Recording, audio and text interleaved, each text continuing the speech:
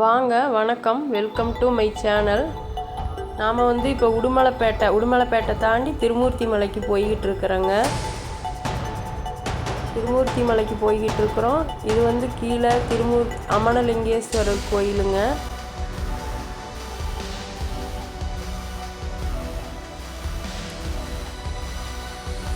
நம்ம பார்த்துக்கிட்டு இருக்கிறது மேற்கு தொடர்ச்சி மலையில் இருக்கிற ஒரு உன்னதமான கோவில். அதுக்கு வர்றேங்க. மேலே பஞ்சலிங்க மூர்த்தி இருக்கிறாங்க. அவங்கள தரிசிக்கிறதுக்காக போனோங்க நாங்கள். அப்புறம் அங்கே இது பஞ்சலிங்க அருவி அங்கே இருக்குங்க. பஞ்சலிங்க அருவிக்கு போகிற வழிங்க. போகிற வழி எல்லாமே பார்க்குறக்கு ரொம்ப அழகாக இருக்குங்க. காடு, அதில் இருக்கிற மரங்கள் எல்லாமே சூப்பராக இருக்குதுங்க. மனசுக்கு அவ்வளோ இதமாக இருக்குதுங்க. போகிற வழி பூரா அந்த அருவியிலிருந்து வர்ற தண்ணியோட சலசலப்பு சத்தம் நல்லா கேட்டுக்கிட்டே இருக்குங்க. மனசுக்கு அவ்வளோ குளுமையாக இருக்குது. சுற்றிலும் மலைங்க. அதான் மேற்கு தொடர்ச்சி மலை தான் பார்த்துக்கோங்களேன். இதெல்லாம் நல்லா மழை பெஞ்சு ஆற்றுல நிறைய தண்ணி வர்றப்ப அதெல்லாம் அடிச்சுக்கிட்டு வரும். அந்த இதெல்லாம் இருக்குது. இது மேற்கு தொடர்ச்சி மலை. நடந்து போய்கிட்டே இருக்கையில நிறைய பாறைகள் பார்க்கலாங்க. மரங்கள் நல்லா இருக்கும். அந்த தண்ணியோட சவுண்டு கேட்டுக்கிட்டே போகலாம். கேட்டுக்கிட்டே நல்லா இயற்கையை ரசிச்சுக்கிட்டே நடந்துக்கிட்டே இருக்கலாங்க. நடக்கிறதுக்கு ஈஸியாக தான் இருக்குங்க. கஷ்டமெல்லாம் இல்லைங்க. ஒரு நான் ஆரம்பமான இடத்துலேருந்தே மொத்தமாக ஒரு 1000 மீட்ரு போட்டிருந்ததுன்னு வைங்களேன். 500 மீட்டருக்கு ஒரு தடவை நமக்கு அங்கே ஒரு அறிவிப்பு பலகை இருக்குது. அதை பார்த்துக்கிட்டே மெதுவாக நடந்து போய்கிட்டே இருக்கலாங்க. நடக்கிறதுக்கு ஈஸியாக வருங்க. தண்ணி வருங்க. அங்கே ஃபால்ஸ்லேருந்து வர்ற தண்ணி அந்த சவுண்டு நல்லா சலசலன்னு அங்கே வருங்க. பாறைகளுக்கு இடுக்கில் நல்லா அந்த தண்ணியோட சலசலப்பு சவுண்டு மட்டுமே தான் நமக்கு கேட்குதுங்க. அங்கே உள்ளே போகிறப்ப வேறு சவுண்டு எதுவுமே கேட்கல. நல்லா இருக்குதுன்னு வைங்களேன். அதை நம்ம பஞ்சலிங்க அருவிக்கு பக்கத்தில் வந்துட்டோம். நம்ம போய்கிட்டே இருக்கிறது அருகாமையில் வந்துட்டோம். இது 700 மீட்டருன்னு வச்சுக்கோங்களேன். பஞ்சலிங்க அருவி இருக்கிறது 700 மீட்ரு. அதான் வந்துட்டோம் பாருங்க. பக்கத்தில் வந்துட்டோம். அருவிக்கு பக்கத்தில் வந்துட்டோம். அதான் அருவி பாருங்க. சூப்பராக இருந்தது குளிக்கிறதுக்கு. நாங்கள் எல்லோரும் ஃபேமிலியாக தான் போயிருந்தோங்க. நாங்கள் எங்கள் தங்கச்சி வீடு எல்லோரும் போயிருந்தோம். ஃபால்ஸு இது பஞ்சலிங்க அருவி. நாங்கள் போன அன்னைக்கு இடைநாளாக போச்சுங்க. மறுபடியும் பஞ்சலிங்க மூர்த்திகளை தரிசிக்கணுன்னா இன்னொரு 300 மீட்ரு மேலே போகணும்னு வச்சுக்கோங்களேன். அங்கே நல்லா இருக்குமா. அது பிரதோஷ நாளில் மட்டும்தான் மேலே விடுவாங்களாமா. நாங்கள் மேலே போக முடியல. அருவியில் நல்லா குளித்தோம். நல்லா தண்ணி அப்படியே பனிக்கட்டி ஐஸ் மாதிரி இருந்ததுங்க. அப்படியே எப்படி ஒரு ஐஸ் சடன்னு மேலே விழுகும் அந்த மாதிரி ஒரு ஃபீலு. ஃபஸ்ட்டு நனையில் அவ்வளோ அப்படியே ஐஸ் தண்ணி மேலே விழுகிற மாதிரி அப்படியே சில்லுன்னு இருந்ததுன்னு வச்சுக்கோங்களேன். அப்புறம் அப்படியே குளித்தங்காட்டி வெளியில் வர்றக்கே மனசே வரல. அருவி பாருங்கள். உள்ளே அருவி பக்கத்தில் போய் நிற்கிறப்ப அப்படியே தண்ணி அப்படியே ஐஸ் தண்ணி அப்படியே காற்று மாதிரி பறக்குது.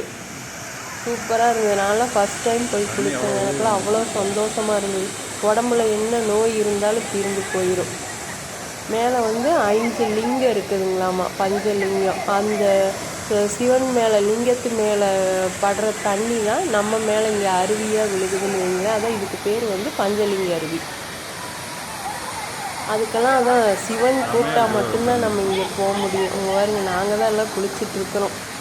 சூப்பராக இருக்குது தண்ணி. அப்படி நாங்கள் குளிக்கையில் ஒரு 4 மணி இருக்குதுன்னு வச்சுக்கோங்களேன். 4-4:30 இருக்கும். அப்படியே வெயிலே ஒரு துளி கூட அந்த இடத்துல இல்லைங்க. அவ்வளோ சில்லுன்னு இருந்தது. குளிரில் ஆனால் ஐஸ் வாட்ரு தான். ஆனால் குளிரில் நல்லா இருந்தது. அந்த ஃபால்ஸை விட்டு வெளியில் வர்றதுக்கு மனசே இல்லை. ஆனால் அங்கே டைம் என்னென்னா குளிக்கிறதுக்கு 5 மணியோடு முடிஞ்சதுன்னு வச்சுக்கோங்களேன். காலையில் 9 மணிக்கு ஃபால்ஸுக்கு மேலே போகிறக்கு ஓப்பன் பண்ணுறாங்க. 5 மணியோடு முடிஞ்சுது. 5 மணிக்குள்ளே குளிச்சுட்டு கீழே வந்துடணுங்க. அதை பாருங்க, அருவி கிட்ட காமிக்கிறோம் பாருங்க, சூப்பராக இருந்தது. மேலே அருவிக்கு வர்றதுக்கு என்ட்ரன்ஸ் ஃபீஸ் 5 ரூபாய்ங்க. அதை சொல்ல விடாமல் விட்டுட்டேன்.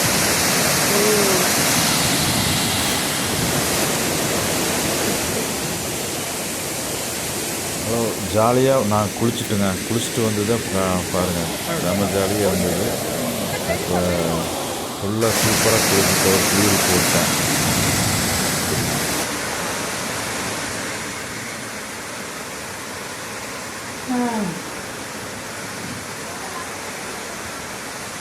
பஞ்சலிங்க அருவியில் குளிக்கிறோம்.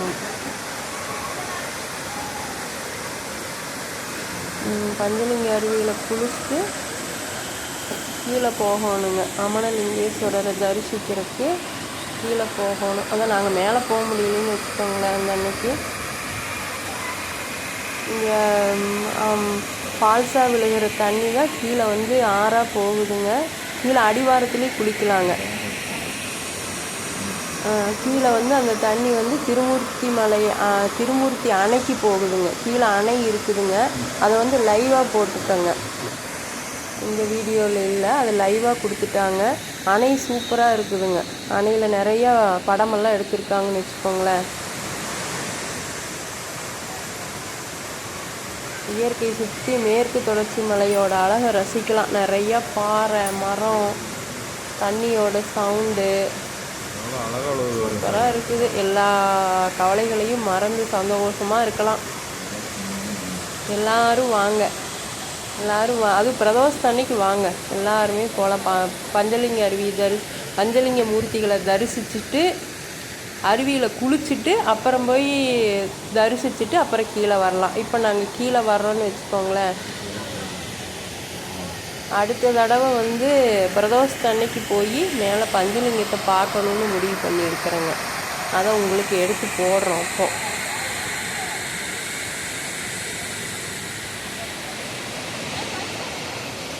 இந்த தண்ணி மூழ்கினால் கலந்து வருதுங்க. குளித்தோம்னா ரொம்ப நல்லது. உடம்புக்கு சளி கிளியில் எதுவுமே பிடிக்கிறாதுங்க. அவ்வளோ சூப்பராக இருக்குது. இதை நீங்கள் எல்லாருமே வந்து ஒரு தடவை விசிட் பண்ணி பாருங்கள். நல்ல என்ஜாய்மெண்ட்டுக்கு ஒரு அருமையான இடமுங்க. குடும்பத்தோடு வந்தீங்கன்னா இந்த இடத்த கண்டிப்பாக என்ஜாய் பண்ணலாங்க. ஒரு நாளைக்கு ஃபுல்லாகவே பொழுதுபோக்கு நிறைந்த இடங்க. அதனால் எல்லாருமே கண்டிப்பாக வரணும், வந்து பாருங்கள். இந்த இடத்துக்கு வர்றதுக்கு மத பாகுபாடு இல்லாமல் எல்லாருமே வர்றாங்க. மங்கீஸ் நிறையா இருக்காங்க. கையிலெல்லாம் பத்திரமா கொண்டு போகணுங்க. கையில் குச்சியோடு தான் போகணும். நம்ம கொண்டு போகிற பொருளையும் நம்ம பத்திரமா கொண்டு போகணும். இல்லைன்னா அவங்க பிடுங்கிட்டு ஓடிடுவாங்க. சாப்பிட்ற பொருளாக இருந்தாலும் சரி, என்ன பொருளாக இருந்தாலும் சரி, அவங்களுக்கு எதுன்னு தெரியாது. நம்ம கையில் கொண்டு போகிறத பிடுங்கிறதுக்கு தான் பார்க்குறாங்க. நம்ம பத்திரமா தான் நம்ம பொருளை கொண்டு வரணுங்க. சுற்றிலும் மேற்கு தொடர்ச்சி மலையை நல்லா இயற்கையை ரசிச்சுக்கிட்டே அதற்கு மேலே வரைக்கும் பாருங்கள். பூரா பாறைகளும் மரங்களும் காடுகளும் செமையாக இருக்குது. கீழே இறங்கி வந்துட்டோம். கிட்டத்தட்ட கீழே வந்துட்டோன்னு நினைக்கிறேங்க. வந்துட்டோம். அமனலிங்கேஸ்வரர் கோவில். மேலே போக முடியாதவங்க கீழேயே ஆற்றுல குளிச்சுக்கலாங்க. ஆற்றோரத்துலேயே கோயில் இருக்குங்க, இங்கே குளிச்சுக்கலாங்க. இங்கே வந்து சிவன், விஷ்ணு, பிரம்மா 3 பேரும் மும்மூர்த்திகளாக காட்சி தராங்க. சிவன் 3 பேரும் குழந்தைகளாக இங்கே விளையாண்டுட்டு இருந்தாங்களாம்மா. அகஸ்திய முனிவரும் அனுசுயா தேவியும் சிவனை வழிபட்ட இடம். இங்கிருந்து பார்த்தா திருமூர்த்தி அணை பாருங்கள், செமையாக தெரியுது பாருங்க அந்த வியூ. இங்கேருந்து போகிற தண்ணி பூரா அணைக்கு தான் போகுதுங்க.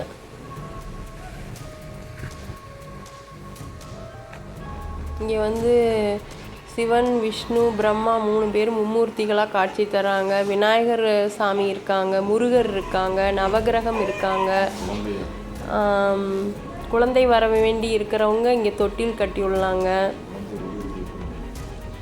அவங்க சிவன், பிரம்மா, விஷ்ணு 3 பேர் குழந்தை வடிவில் விளையாண்டுக்கிட்டு இருந்தப்போ ஒரு பாறை உருண்டு வந்ததுங்களாமா.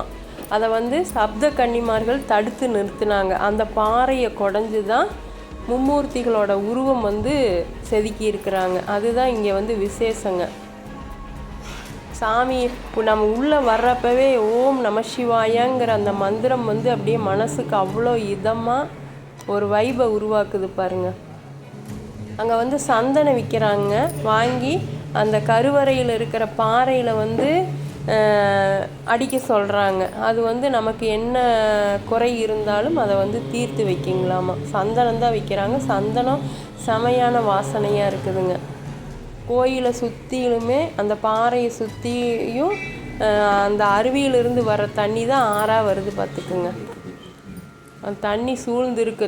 மழையெல்லாம் கனமாக பெய்யல, கோயிலையே முழுகி தண்ணி போகுங்க. சூப்பராக இருக்குது. குழந்தை இல்லாதவங்க தொட்டில் கட்டினா குழந்தை வரம் கிடைக்கும். இங்கே பாருங்கள், பக்கத்துலேயே கருவறை பக்கத்துலேயே தண்ணி போகுது பாருங்கள். இப்போ நாங்கள் போனப்போ இப்படி இதே தான், நாங்கள் போன இந்த தண்ணிக்குள்ளேயே தான் நடந்து வந்தோம் பார்த்துக்கோங்க. சுற்றிலும் கருவறையில் சுற்றிலும் தண்ணி பாருங்கள். இது வந்து பஞ்சலிங்க அருவியிலிருந்து வர்ற தண்ணி தாங்க. அப்படியே கால் வச்சா அப்படியே ஐஸ் தான் பார்த்துக்குங்க. இந்த இடத்துல வரையில் நாங்கள் மணி 6, 6:30 இருக்குங்க இந்த இடத்துல வரையில். ஓம் நம சிவாய அப்படிங்கிற மந்திரத்தை உச்சரிச்சுக்கிட்டே நாங்கள் சுற்றி வந்தோங்க. மனசுக்கு அப்படியே உடம்பு சிலிர்க்கிற மாதிரி ஒரு வைப்பு பார்த்துக்கோங்க. அனைவரும் இதை பார்க்கணுங்க. நமக்கு என்ன குறை இருந்தாலும் தீர்ந்து போயிருங்க. சப்த கன்னிமார் இருக்காங்க கோயில் பக்கத்துலேயே. அப்புறம் 8 கால் மண்டபம் இருக்கு. இது சப்த கன்னிமாருங்க. கருவறையை சுற்றி வர்றப்ப இடது பக்கத்தில் சப்த கன்னிமாருங்க.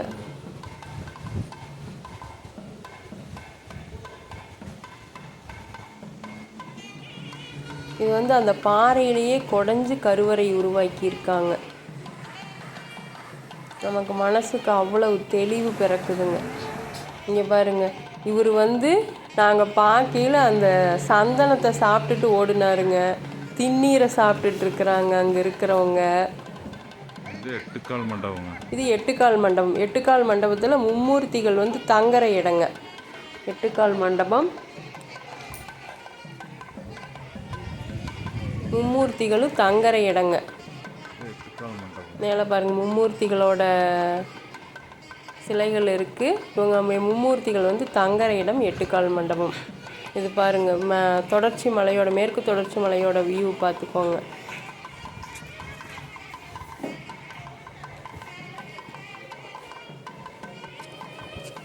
இது வந்து இதுங்க கொடிமரங்க. கொடிமரம் வந்து சக்கரை வடிவில் இருக்குங்க. அதில் எல்லா சாமியும் இருக்குதுங்க. காளி, வீரமாமுனி, ராமர் எல்லாம். இது வந்து கொடிமரம். கொடிமரம் செமையாக இருக்குதுங்க. எல்லா சாமியும் இருக்கிற மாதிரி. இந்த வீடியோ பிடிச்சிருந்தா லைக் பண்ணுங்கள், கமெண்ட் பண்ணுங்கள், ஷேர் பண்ணுங்கள். தேங்க்யூ.